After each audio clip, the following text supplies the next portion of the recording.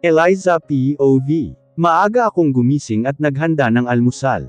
Sabado ngayon at pupunta rito si Radley para sunduin si Ram para sa kanilang father and sons bonding. Inaayos ko sa mesa ang mga niluto kong almusal, nang marinig ko ang ingay ng doorbell. Kunot noong napatingin ako sa pambisig kong relo. 6:39 AM. Sino naman ang matinong tao na pupunta dito ng ganitong oras? Pinunasan ko ang aking kamay, at tinungo ang pinto na walang tigil sa pag-ingay ang doorbell. Wait lang, sabi ko habang naglalakad papunta sa pintuan. Binuksan ko ang pinto. Napaawang ang labi ko nang bumungad sa akin ang mukha ni Radley, na may masayang ngiti na nakaukit sa kanyang labi. Good morning, Ellie. He smiled. Anong ginagawa mo dito? Pigil kong tanong sa kanya ngunit pasigaw. Nilingon ko ang hagdanan. Nandito si kuya at hindi niya pa alam ang tungkol sa pagkikita namin ni Radley. Hindi ko kasi masabi-sabi sa kanya, lalo pat ayaw niya na makitang lumapit sa amin si Radley. Where's Ram? I'm just excited to be with my son, so, I came early. Hindi ba sinabi ko sa iyo na 9:00 mo sunduin? Radley, tulog pa ang anak ko ng ganitong oras, umalis ka na, at bumalik ka na lang mamaya, o kaya ihahatid ko na lang siya sa dating tagpuan. Akmang isasara ko ang pinto, nang iharang niya ang kanyang paa. Mabilis ko namang binuksan ang pinto, nang makita kong naiipit siya. Laking gulat ko na lang nang bigla siyang pumasok sa loob, at naupo sa sofa. Radley, nakikiusap ako sa iyo, umalis ka na. Nang gigil na sigaw ko kay Radley, dahil hindi sila pwedeng magkita ni kuya. No, I wait until my son awake. I don't care how long it takes. Eliza, who's there? Rinig kong boses ni kuya mula sa itaas, at naririnig ko ang footsteps niya. Nagkatinginan kami ni Radley, mabilis na tumibok ang puso ko, hindi dahil sa nagtama ang mata naming dalawa, kundi dahil sa pwedeng mangyari kapag nagkita silang dalawa. Are you sleeping with another man, Eliza? Walang emosyon na tanong sa akin ni Radley, at inisang hakbang ang pagitan naming dalawa. Kitang-kita ko sa mga mata niya ang matinding galit, na siya namang ikinakunot ng noo ko, dahil sa pinagsasabi niya. Radley, umalis ka na. Please, ayaw ko ng gulo. Ipinagtulakan ko siya papalabas ng pinto, ngunit nagmamatigas siya. Radley, manalo. Nanigas ako sa kinatatayuan ko, nang marinig ko ang boses ni Kuya sambit ang pangalan ni Radley. Napapikit ako at napatampal sa noo ko, dahil hindi ko alam kung paano magpapaliwanag kay Kuya. Ilang beses ko namang sinubukan na magpaliwanag sa kanya, pero umaatres ang dila ko, sa tuwing pumupunta siya rito na mainit ang ulo. Hello Guillermo, Radley smirked at looked at me. Anong ibig sabihin nito, Eliza? Kailan pa nakatungtong sa pamamahay ko ang lalaki na yan? Mabilis na lumapit sa akin si Kuya, at hinablot ako papalapit sa kanya, ngunit agad naman akong nahawakan ni Radley sa kabila kong braso. Baka nakakalimutan mo na ang lalaki na to ang ama ng anak ng kapatid mo. Laglag pa nga si Kuya nang napatingin sa akin. What are you doing, Eliza? Gumagawa ka ng hakbang nang hindi mo sinasabi sa akin. How could you do this? Let her go. Hinhila ako ni Radley papalapit sa kanya, ngunit hindi ako pinakawalan ni Kuya. Shut up, Eliza. You really didn't use your mind. Niloko at pinaglaruan ka na ng lalaking to, may lakas ng loob ka pang ipaalam sa kanya ang tungkol kay Ram. I said let her go.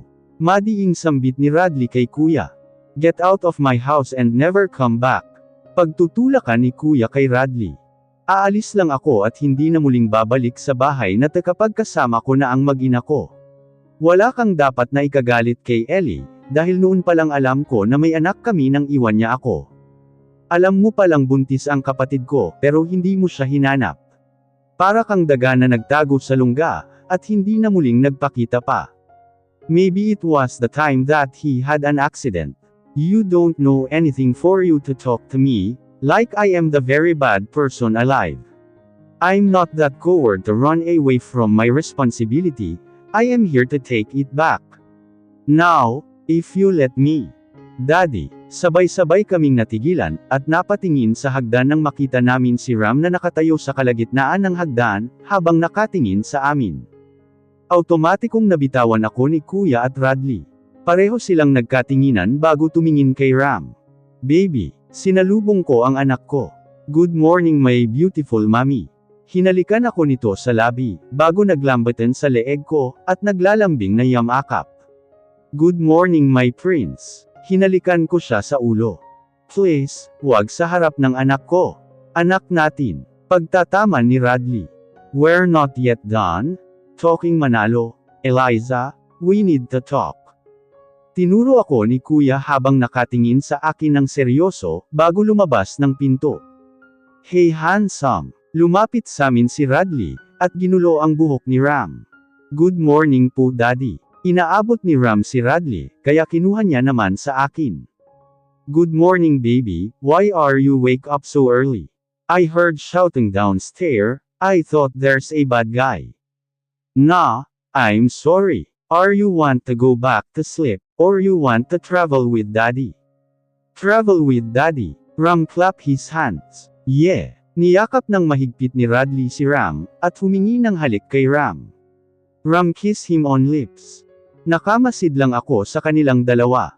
Nag-uumapo ang ligaya sa puso ko, nang makita kong masaya ang dalawang lalaki ng buhay ko. Ngayon ko lang nakita na ganito kasaya ang anak ko. Alam ko na palagi siyang masaya sa piling ko, ngunit ito ang pinakamasayang ngiti na natagpuan ko sa kanyang labi.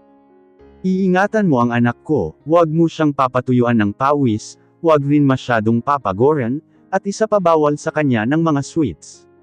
Tawagan mo, why don't you just came over? Putol ni Radley sa sasabihin ko.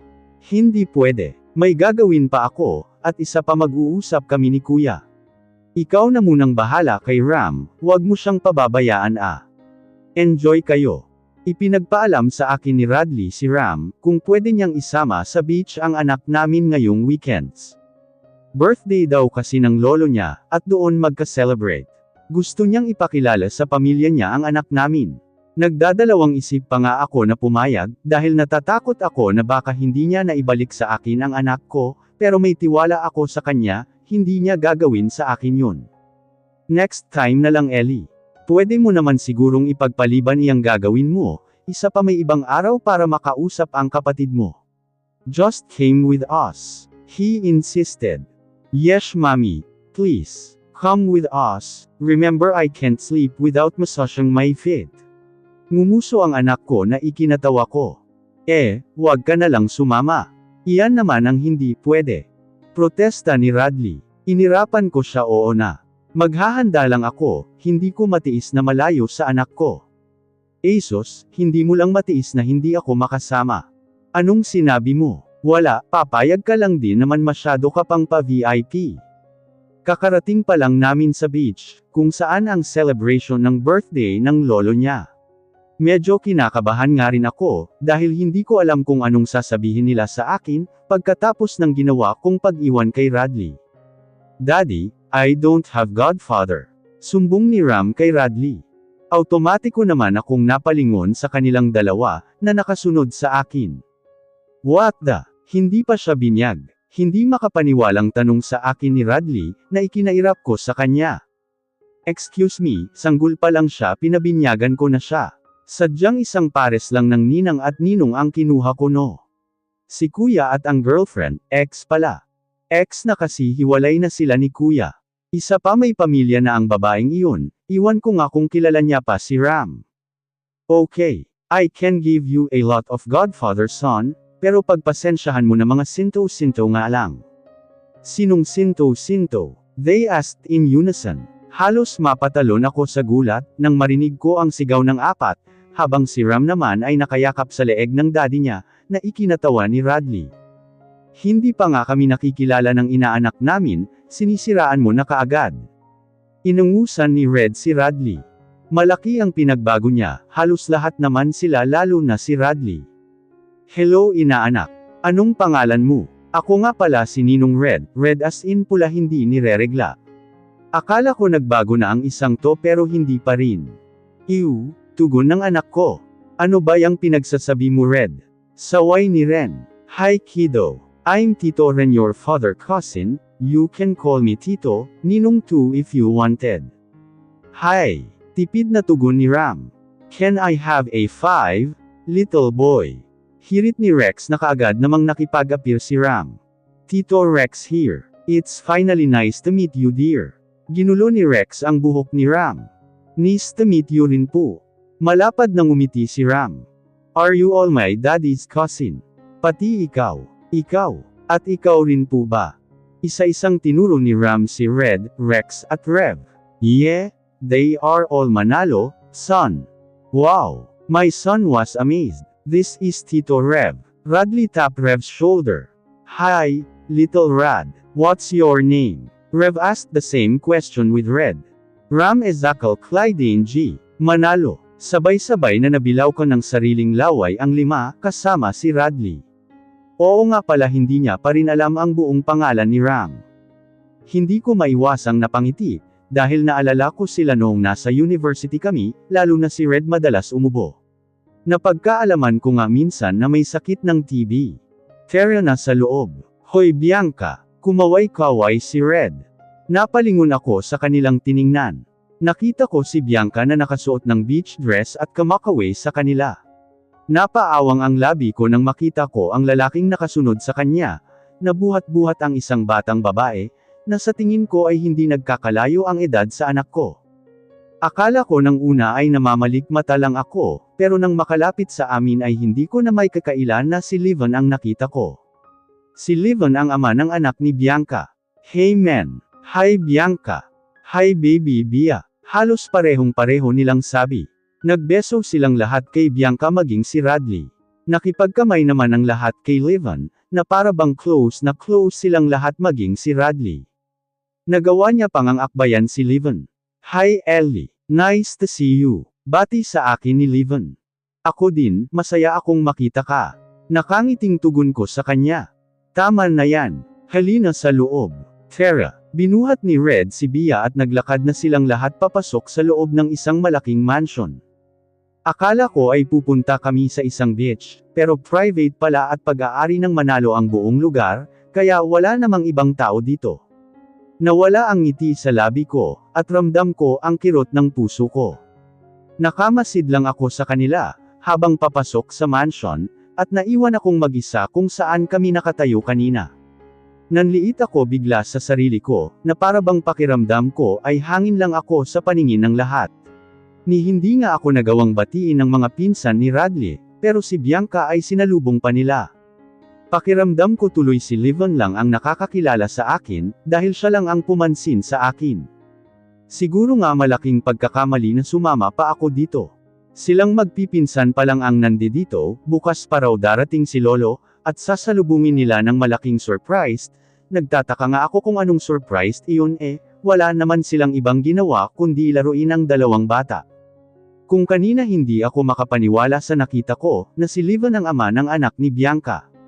Mas lalong hindi ako makapaniwala nang malaman ko, na half-brother si Radley at Livon. Si Bianca na ex-fiancé ni Radley ay ina ng anak ni Livon. Hindi ko lubos akalain na ang kinukwento sa akin ni Radley noon, ay si Livon lang pala. Kasalukuyan akong nasa loob ng kwarto, kung saan ako tumutuloy dito sa loob ng mansion, habang nakaharap sa laptop ko, at tinitingnan ang revenue ng restaurant ko. Mas pinili ko na magkulong dito sa kwarto, dahil ramdam ko na wala akong lugar sa ibaba. Walang pumapansin sa akin, maging ang anak ko, pakiramdam ko ipinagpalat kaagad ako kay Radley, ni ayaw nang bumitaw sa daddy niya. Isinara ko ang laptop ko, dahilan mahigit 2 oras na akong nakaharap sa laptop ko, mabuti na lang at naisipan kong dalhin ang laptop ko, kahit papaano ay nagawa ko pa rin ang trabaho ko. Nagtungo ako sa veranda ng kwarto ni Radley, nang marinig ko ang tugtugan sa ibaba. Sumilip ako sa ibaba, at nakita ko silang nasa tabi ng dagat. Nakaupo sila sa buhanginan palibot sa bonfire. Nasa tabi ni Rex ang malaking speaker na malakas ang party music. Napatitig ako kay Radley at Ram. Nakaupo sa kandungan ni Radley ang anak ko, habang niyayakap niya ito. Nasa tabi niya si Bianca, at nilalaro si Ram na tuwang-tuwa naman ang mag-ama ko. Hindi ko maiwasang makaramdam ng kirot sa dibdib ko. Kung dati wala siyang oras at panahon para sa akin, dahil na kay Bianca siya, ngayon naman pati ang anak ko nakuha niya ang loob nito. Hindi ko akalain na pati ang atensyon ng anak ko ay mababaling sa kanya. Sa mga ganitong oras kami na dapat ang magkasama ni Ram. Pakiramdam ko mas nadoble ang sakit na naramdaman ko noon. Siguro nga hanggang ngayon may puwang pa rin si Bianca sa puso ni Radley, kahit pa sabihin natin na ina na ito ng anak ng kapatid niya. Si Ram lang naman ang umuugnay sa amin ni Radley Wala kaming relasyon, tanging ang responsibility lang namin bilang magulang ang ginagawa namin kay Ram. Siguro ganun rin si Livon at Bianca para sa kanilang anak. I saw Livon playing his daughter together with the four.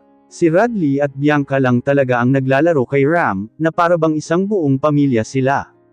Alas 11 na ng gabi, pero hindi pa rin ako makatulog. Nakahiga ako sa kama ni Radley nang bumukas ang pinto. Pumasok si Radley na buhat-buhat si Ram, natulog na sa bisig niya. Bumangon ako sa kama, at inayos ang isang unan at inilapag niya si Ram sa gitna. "Good night son." Bulong ni Radley at hinalikan si Ram sa noo, bago siya naglakad papasok sa banyo. Inayos ko ang anak ko, at pinakatitigan ang mukha nito. Bakas na bakas sa kanya ang matinding kasiyahan, kung ano ang makapagpapasaya sa kanya, ay ibibigay ko, wag lang siyang mawala sa akin. Hinalikan ko siya sa noo, at hinaplos ang kanyang pisngi. "Mahal na mahal kita baby. Ikaw na lang ang meron ako, hindi ko kaya kung mawawala ka sa akin." Pinahid ko ang luha na naglalandet sa pisngi ko, bago pa pamatak iyon sa mukha ng anak ko. Saglit kong niyakap at hinalikan si Ram sa noo, bago ko kinuha ang isang unan, at dinala ko sa sofa na nandito sa loob ng kwarto. Hindi naman pwede na sama-sama kaming matulog sa iisang kama. Isa pa, hindi nga ako pinapansin ni Radley buong maghapon, halos lahat naman sila. Si Livon lang ang pumapansin sa akin. Siya ang yamaya sa akin na kumain, siya rin ang tumawag sa akin na sumali sa bonfire nila, pero tumanggi ako dahil hindi ko ramdam na welcome ako dito. Mahilig pala si Ram sa pagtugtog ng gitara. Biglang sambit ni Radley nang makalabas siya ng banyo. "Oo, music lover." Tipid kong sagot sa kanya. Tumango lang siya at hindi na muling nagsalita. Wala rin akong dahilan para kausapin siya, kaya mas pinili kong ipikit ang mata ko, at pinilit ang sarili ko na matulog. Ilang saglit pa ay narinig ko na bumukas at sara ang pinto, tanda na bumaba pa si Radley. Sumapit ang linggo. Umaga pa lang ay isa-isa nang nagdatingan ang mga bisita. Ang mga magulang ng Manalo cousin, maging ang parents ni Manalo, at ang dalawa niyang kapatid na babae at ang asawa nito. Siyempre hindi may iwan si Lolo. 80th birthday niya. Katulad ng mga pinsan ni Radley, ganun rin ang pakikitungo sa akin ng pamilya niya, parents at sisters niya. Umiiwas ako kay Lolo, dahil hindi ko alam kung anong mukha ang ihaharap ko sa kanya. Namiss ko siya pati ang mga kwento niya, pero sigurado naman ako na iba na rin ang pakikitungo niya sa akin. Nagbago na ang lahat, ngunit sa lahat ng nagbago isa lang ang hindi nagbago. Ang matalik kong kaibigan na si Andrea ay nandito rin, dahil isa na siyang Mrs. Rex Manalo, at 4 na buwang buntis. Akalain mo yun na si Rex ang magiging asawa niya, as far as I remember para silang aso't pusa noon, at si Red ang panay ang landi sa kanya. "Hoy baby, bakit ganyan ang itsura mo? Hindi ka ba masaya na makita ako?" She pouted. "Masaya ako, syempre, sa ilang taon nating hindi nagkita, sobra kitang na-miss, at masaya ako para sayo." Nginitian ko siya at hinawakan ko ang dalawang kamay niya. "Best friend pa rin kita, hindi ba?" I asked. "Oo naman, bruha ka. Tatawagan ba kitang baby kung hindi? Isa pa, maglayo man tayo ng matagal, hindi man tayo magkita ng ilang taon. Best friend at best friend pa rin tayo." Niyakap ako ni Andrea kaya mas niyakap ko rin siya. Hindi pa rin talaga siya nagbabago, I'm still her best friend. "Kamusta kayo ni Rad Monster? Wala pa ba kayong planong sundan ang inaanak ko? Big boy na ang baby Ram mo." Tumawa ako sa sinabi ni Andrea. "Luka, wala akong planong sundan si Ram, dahil siya lang ang nag-iisang baby ko. Walang dapat pagplanuhan. Wala kaming relasyon ni Radley." Pinakatitigan ako ni Andrea. "Siguro naman sa dami ng pinagdaanan niyo natuto na rin siya, malay mo nagbago na ang asawa mo." Hindi ko siya asawa, matagal na kaming hindi mag-asawa, mula nang ipinaramdam niya sa akin na hindi ako mahalaga. Hanggang ngayon iyon pa rin ang nararamdaman ko, sa totoo lang. Tumulo ang isang butil ng luha sa aking pisngi. "Wala namang masama kung magbabalikan kayo ni Rad, hindi ba? I mean, baby, look. Single si Rad Monster, ikaw rin at pareho niyong ginagawa ang responsibilidad sa inaanak ko, bakit hindi niyo nalang ayusin ang gusot sa pagitan niyong mag-asawa? Hindi ko alam baby. Iniisip ko pa lang na pwede pang mangyari ang nakaraan, natatakot na akong sumugal. Takot na akong masaktan, alam mo yung pakiramdam na nasa iyo siya, pero hindi mo siya pwedeng angkinan. Sapat na sa akin na mayroon akong Ram, isa pa, nag-usap na kami ni Kuya. Huminga ako ng malalim. Ang pagmamahal ay parang sugal lang iyan baby. Sa bawat pagsugal asahan mo na may mga pagkakataon na talo, ngunit hindi sa lahat ng pagkakataon ay talo ka, kung minsan, isang beses ka lang manalo, jackpot pa. Kung mahal mo, ipaglalaban mo. She paused. Mahal mo pa ba? She added. Mahal ko pa nga ba siya? Nagkibit balikat ako. Oo, pwede, siguro, ewan, hindi. Hindi ko rin alam hindi ko rin maintindihan ang nararamdaman ko. Baby, sa dami ng sinabi mo, ang una at huli lang ang pagpipilian ang dapat mong sagot. Babalik na kami ni Ram ng Singapore. You can't take my son away from me. Putol ni Radley sa sasabihin ko, na ikinagulat namin pareho ni Andrea. Kanina ka pa dyan. Hindi makapaniwalang tanong ko sa kanya. Andrea, leave us alone. Madiing sambit nito kay Andrea, at tinuro ang daan palabas. Tumango naman ako kay Andrea, tanda na okay lang ako. She looked at me worriedly, before she walked away. I'm working to be good to my son, now you want him to take away from me again. Eliza, I know I can't be a good husband, and never be a perfect one, but I try my very best to be responsible and the best father to my son. Alam kong hindi ako mabuting asawa, kahit maging mabuting ama na lang para kay Ram, iyon magawa ko man lang ng tama. I won't force you to get back to me, but I won't let you go away from me together with my son. I'll keep you no matter what. I don't care if you don't love me, as long as I love you. Eliza POV. Nagsasama na kami ni Radley sa iisang bahay. Hindi na rin ako natuloy sa pagbalik sa Singapore, dahil hindi niya ako hinayaan na umalis. He's working my forgiveness for almost a month. He start to court me again, that I'll never expect that he will. Ginagawa niya ang lahat para muling makuha ang pagtingin ko sa kanya. We're okay just like a happy family. Radley, are you drunk? Kunot noong tanong ko sa kanya, nang akmang hahalikan niya ako, naamoy ko kasi ang hininga niya, amoy alak siya. Tiningnan niya ako sa mata, na para bang nag-so sorry siya. A little, I'm sorry. Mahinahon niyang sabi, at nag-iwas ng tingin sa akin, ngumiti ako at hinalikan ko siya sa pisngi. Don't be, just make sure na makakauwi ka ng ligtas kapag umiinom ka. Bilin ko sa kanya na ikinangisi niya, nang nakawan ako ng halik sa labi. Thanks love. Tinabihan niya ako sa sofa, at yamakap mula sa tagiliran ko, habang nakasiksik sa leeg ko ang mukha niya, at naramdaman kong hinahalikan niya ako sa leeg. Radley, saway ko sa kanya at tinapik ko siya sa balikat. Daddy ko, you're home. Tumakbo papalapit sa amin si Ram, habang bitbit ang isang airplane toy, na bigay sa kanya ni Radley. Napalayo naman sa akin si Radley, sabay tayo at sinalubong ang anak namin, napangiti ako sa ginawa niya. Yeah little Rad, can I have a warm kiss kiddo? Binuhat ni Radley si Ram at mahigpit naman itong kumapit sa leeg ni Radley, habang nakangiti itong hinalikan si Radley sa labi. I'm Ram not Rad. Protesta niya habang umakto na lumipad ang airplane, at may pa-sounds effect pa. Nakangiti ako habang nakatingin sa kanilang dalawa. Ito ang mga araw na hindi ko naibigay kay Ram ng baby pa siya, at pinag-kate ko sa kanilang dalawa na nakapiling ang isa't isa. I am really guilt because of what I did, lalo na nang malaman ko ang totoo mula kay Radley. Ilang buwan ang nakalipas, hindi ko siya hinayaan na magpaliwanag, nor tell him that I am pregnant. Basta ko na lang siya iniwan. Wala akong dahilan para hindi siya tanggapin muli sa buhay namin ng anak ko, nang malaman ko ang buong katotohanan, wala pa ring nagbago sa nararamdaman ko sa kanya, mahal na mahal ko pa rin siya sa kabila ng maraming taon na nakalipas, na hindi kami magkasama. He's really doing great to be a father. Earth to you my love. Napakurap ako nang maramdaman ko ang labi niya sa labi ko, and I heard a soft chuckle from my son. Mami, naupo sa lap ko si Ram, at yamakap sa akin, kaya naman niyakap ko siya at hinalikan sa noo. Naramdaman ko namang may kamay na pumulupot sa bewang ko, kaya napalingon ako kay Radley. You okay? Nag-aalalang tanong ni Radley, kaya tumango ako at nginitian ko siya.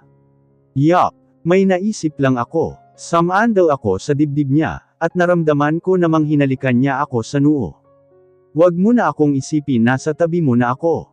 Bulong niya at hinalikan ako sa balikat, bago siya mahinang tumawa. Ang aga mo kasing umuwi eh.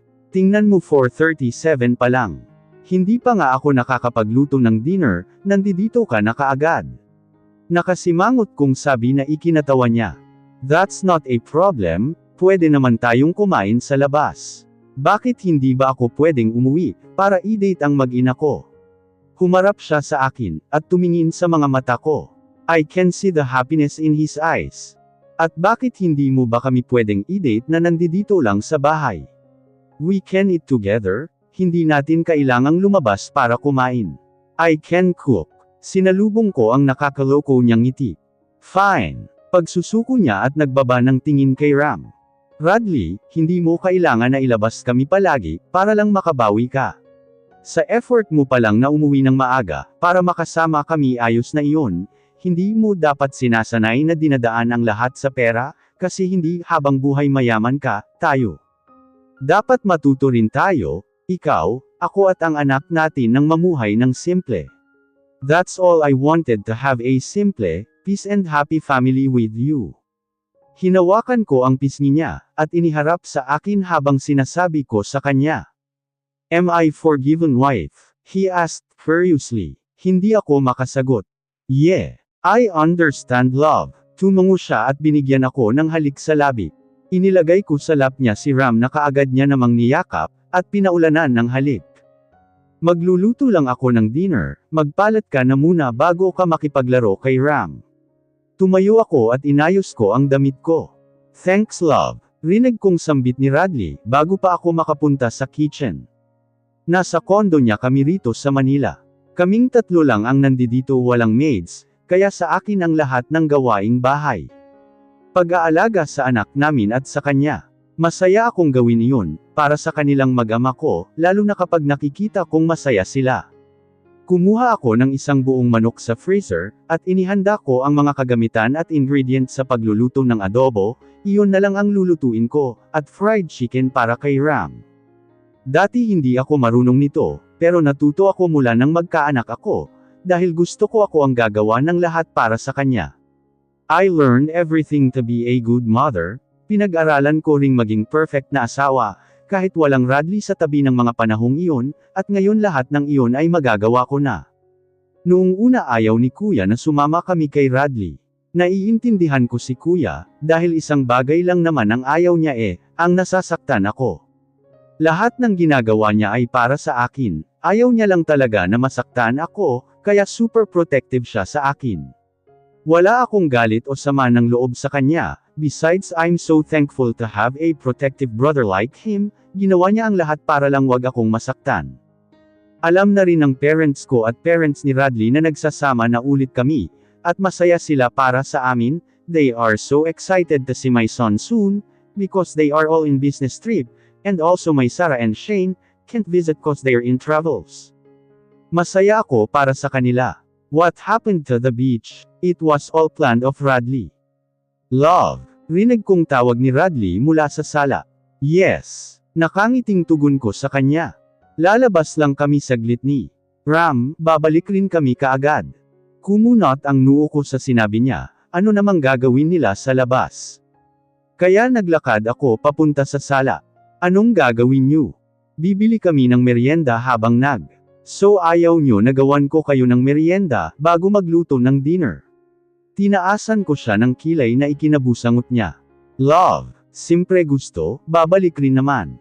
Gusto pala bakit kailangang lumabas? Sabihin mo may hinihingi na naman sa'yo si Ram, at ibibigay mo sa kanya na walang pasabi sa akin. I told you, don't spoil him too much, baka masanay siya.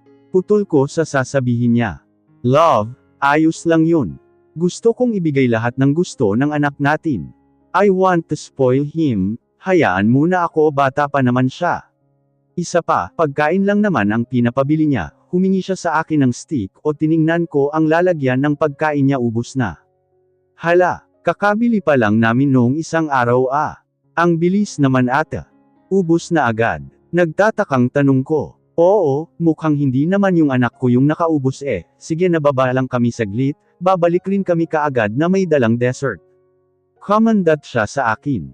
Oo na, ingat kayo. Ayusin mo nakainom ka. Paalala ko sa kanya. Love, hindi ako lasing, napilitan lang akong uminom, dahil hindi ako makahindi kay Red, pero isang baso lang yun, wag kang mag-alala. Ngumiti ako sa kanya. Bye mommy. Kumakaway sa akin si Ram nang ihatid ko sila sa may pinto. Bye, I love you. Sagot ko at nag-flying kiss pa ako sa kanya. I love you. Love you po, mami. Sabay na tugon nilang dalawa sa akin, kaya nakangiting isinara ko ang pinto ng kondo, bago ako bumalik sa kusina, at nagsimula ng magluto. Nagsaing muna ako habang inihahanda ko ang lulutuin kong ulam. Pagkatapos kong magluto ay wala pa rin ang mag-ama ko, kaya naisipan ko nang ihanda ang mesa, dahil baka pauwi na sila, nilagay ko na sa table ang mga pagkain na ginawa ko. Rice, adobo, fried chicken, nagluto rin pala ako ng menudo, para may pagpipilian si Radley na kung anong gusto niyang kainin, pork or chicken. Nagprito rin ako ng hotdog at ham, naglaga rin ako ng itlog, kasi hindi ko natanong ang baby Ram ko, na kung anong gusto niyang iulam. Gumawa na rin ako ng apple juice, at naglagay ng tubig sa mesa. Nang may ayos ko na ang mesa, tiningnan ko ang relo na nasa kamay ko, it's exactly 7 p.m. Wala pa ang mag-ama ko, siguro maya-maya nandito na iyon, habang naghihintay sa kanila, naligo na muna ako at nag-ayos ng sarili ko, dahil amoy usok na ako sa dami ng niluto ko. Nagsuot ako ng isang off-shoulder dress above the knee, na kulay itim at pinarisan ko ng white shoes, nakalugay lang ang buhok ko. Nang maayos ko na ang sarili ko, napagpasyahan ko na sa baba ko na lang sila hihintayin. Nag-text na kasi si Radley na pauwi na sila, na traffic lang siguro kaya natagalan. Pababa pa lang ako nang marinig ko ang sunod-sunod na katok sa pinto. Nakangiting tinungo ko ang pintuan, upang pagbuksan ang mag-ama. Sino kayo? Kinakabahang tanong ko, nang bumungad sa akin ang tatlong armadong lalaki, at may takip rin ang kanilang mukha. Siya nga ang shota ni Ren Manalo, tama sila. Mr. Playboy Hot Wife. Pinasadahan ako nito ng tingin, mula ulo hanggang paa bago ngumisi ng nakakakilabot. Akmang isasara ko na ang pinto nang pigilan ng isa. Kinakabahang tumakbo ako paakyat sa kwarto, para simulang takasan sila. Habang paakyat ako sa kwarto, ay aksidente kong nabitawan ang cellphone ko. Mabilis kong inilock ang pinto ng kwarto, at hinarang ko ang study table ni Radley. Ipinatong ko ang mabigat na bagay na maaring makatulong upang hindi nila ako mapasok. Naghanap ako ng pwede kong mapagtaguan, nang makita ko na binubuksan nila ang pinto. Hindi ako nagtagumpay nang marinig ko ang sunod-sunod na putok, at nagbukas ang pinto, hindi sila tuluyang makapasok dahil sa mga nakaharang. Kapag nahuli kitang babae ka, lagot ka sa akin. Buksan mo to. Anong kailangan nyo sa akin? Kunin nyo ang lahat ng gusto nyong kunin dito, huwag nyo lang akong sasaktan. Pakiusap ko sa kanila. Hindi ka namin sasaktan, papaligayahin ka lang. He laughed pervertedly. Binuksan ko ang bintana ng silid namin. Nahigit ko ang hininga ko, nang makita ko na sobrang taas, kung sakaling mangtatalon ako ay hindi na ako bubuhayin pa. Umiiyak at nanginginig akong nakasiksik sa gilid ng kama namin. Hindi ko na alam kung anong gagawin ko. Malapit na nilang masira ang pinto, at maalis ang mga harang na inilagay ko. Matinding kaba at takot ang nararamdaman ko, lalo na nang makapasok ang isa sa kanila, at mabilis na nilapitan ako, at hinablot sa buhok at malakas na sampal, at tumilapon ako sa kama. Ako pa talaga ang pinahirapan mo. Hinhila nito ang dalawa kong paa, dahilan para mapasigaw ako nang kubabawan niya ako.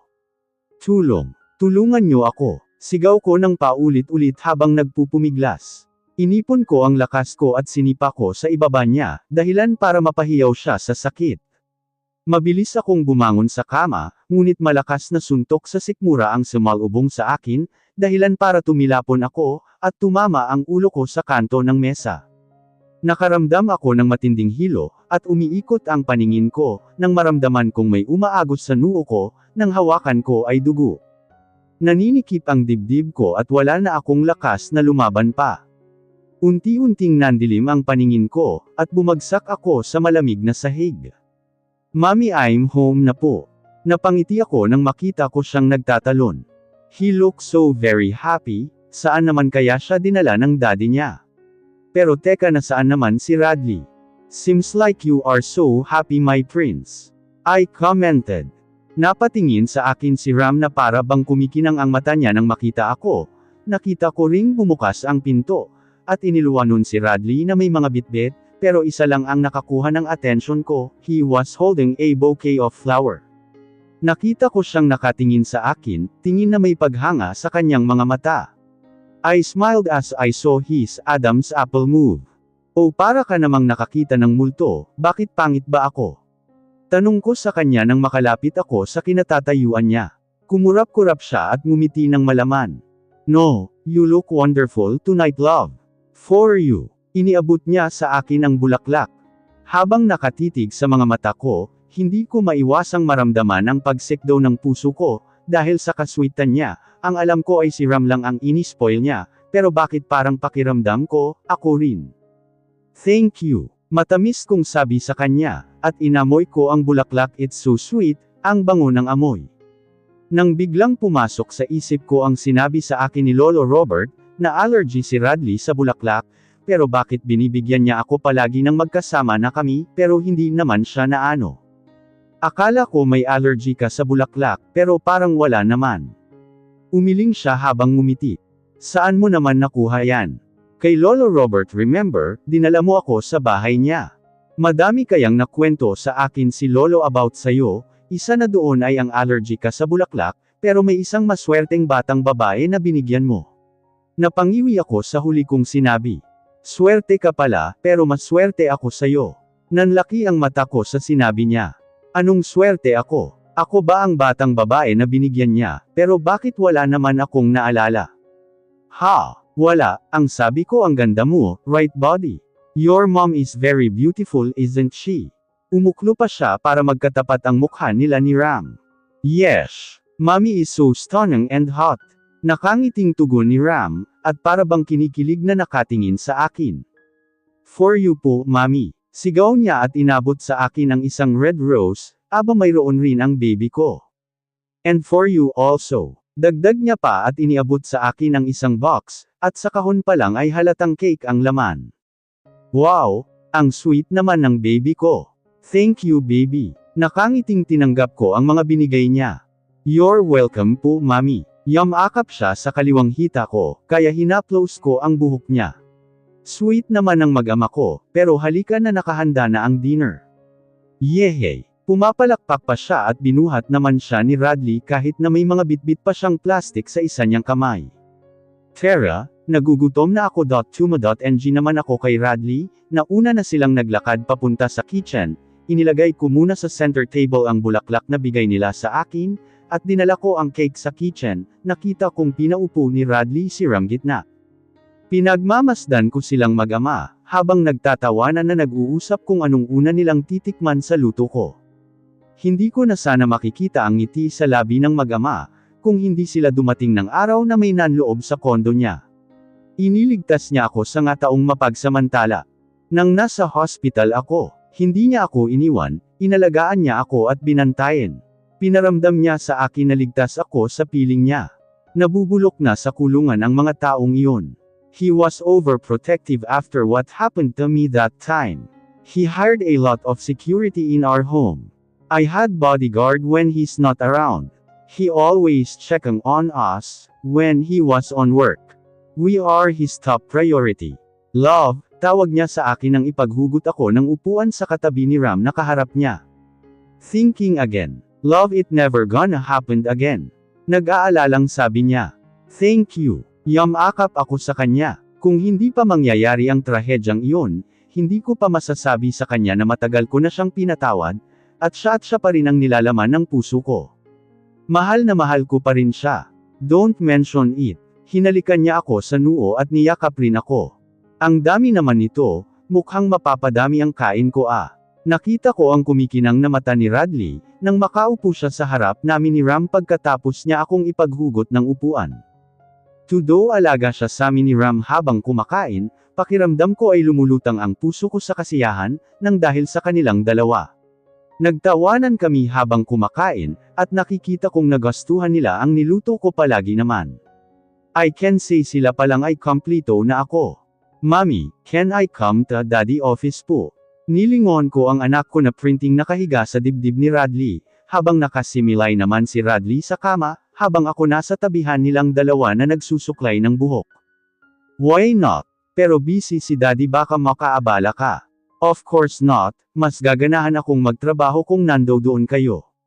Putol niya sa sasabihin ko. Sabihin mo, spoiler ka. Inirapan ko siya. Inilagay ko sa bedside table ang suklay, at umayos ako ng pagkakahiga sa kama. Nakaunan ako sa braso ni Radley, habang hinahaplos ko ang buhok ni Ram. Malakas kayo sa akin eh. Natatawang sabi niya at hinalikan niya sa buhok si Ram, na busy sa kakakalikot ng kaliwang kamay niya, kasi unan ko ang kanang braso niya eh. Mommy please po. Ram puppy eyes. Sige, pupunta tayo pero susunod na lang tayo kay daddy, magluluto muna tayo ng lunch, okay ba?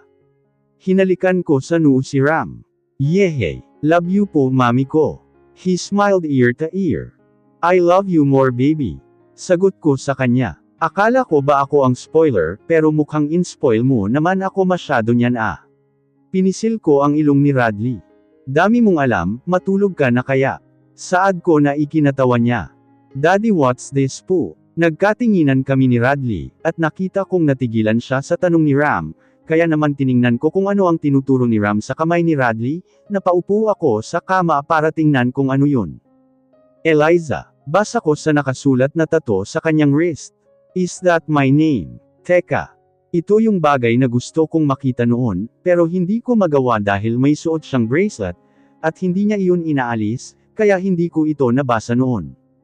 Mommy's name po. Nakita kong nagangat ng tingin si Ram sa daddy niya. Yes. Wanna put here your name too? Tanong ni Radley at itinaas ang kanyang kanang kamay, at tinuro ang wrist niya. Seryoso. Tiningnan ko siya ng explain na pahiwatig, bakit pangalan ko ang nakalagay sa wrist niya, na parang bracelet tuloy, dahil sa dugtong-dugtong ang pagkakasulat. Bago pa kita pinakasalan nasa pulsohan ko na ang pangalan mo, bata pa lang tayo Ellie. Alam kong mahal na kita. Seryoso niyang sabi na ikinalaki ng mata ko. Love you po daddy ko. Napangiti ako nang si Ram ang sumagot kay Ellie. Hindi ko alam kung anong sasabihin ko, pagkatapos ng sinabi niya. Wow! Ganun niya ba ako kamahal para ipalagay pa sa balat niya ang pangalan ko, at kahit nagkalayo kami ng ilang taon hindi niya pinatanggal. Humiga ulit ako sa tabihan niya at niyakap ko siya, naramdaman ko ring ipinulupot niya sa katawan ko ang kanang braso niya. Mahal niya na ako nang hindi ko alam. Radley POV. Nagising ako sa gulat na wala sa dibdib ko ang anak ko. Akala ko nahulog pero nasa tabihan ko lang pala mahimbing na natutulog. Napangiti ako nang makita kong tulog na tulog siya, at napakasarap niyang pagmasdan, inayos ko ang unan na yakap niya. Hinding-hindi ako magsasawang alagaan siya, marami man ang nasayang na oras at panahon na hindi kami magkasama. Sisiguraduhin kong susulitin ko ang bawat minuto na kasama siya. Bumaling ako sa kanan ko, at nakita ko ang asawa kong mahimbing na natutulog sa tabi ko, para siyang si Ram ang sarap pagmasdan kapag natutulog. Pakiramdam ko tuloy sobra silang komportable sa akin, dahil sa pagkakahimbing nila. Humarap ako sa asawa ko, at pinagmamasdan ko ang kanyang mukha, ang ganda niya at mas lalo siyang gumanda. I love her so much and I can't explain how much I love her, all I know I don't wanna lost her again in my life. I won't let anyone to suffer again and get hurt. I can't afford to lose her. Seeing her unconscious that time, is like I am the one who get hurt. Inabot ko ang phone ko na nasa bedside table sa tabihan ni Ellie.